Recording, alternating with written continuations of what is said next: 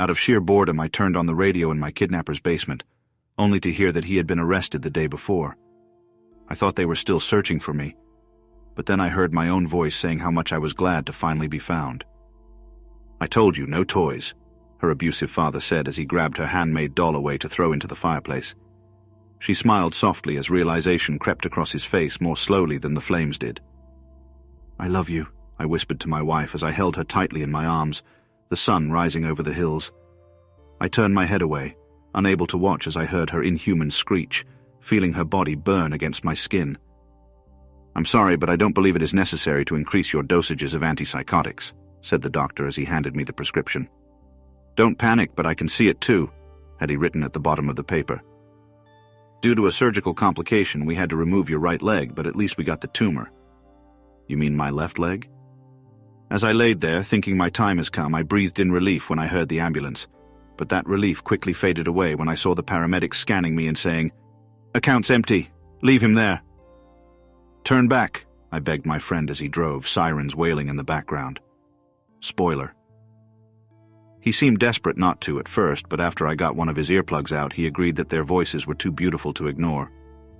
Knowing that immortality could be a curse, I ensured that I could die by speaking a trigger phrase.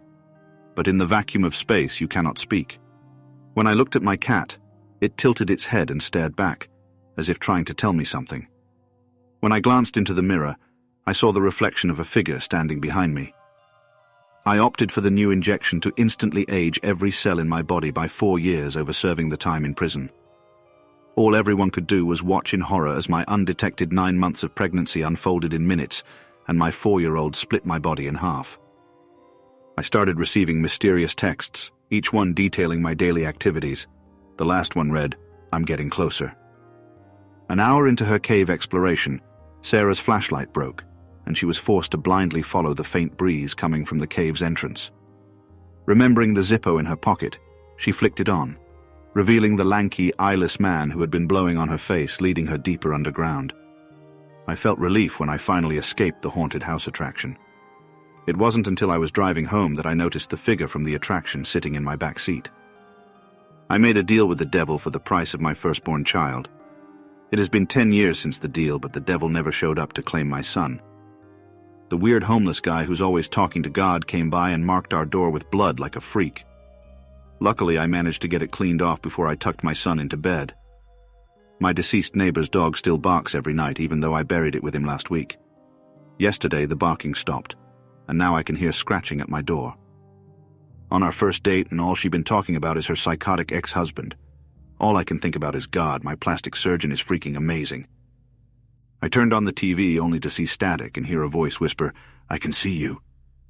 I assumed someone at the party must have stolen my phone because I called it from a friend's phone and was met with a harsh, raspy giggle.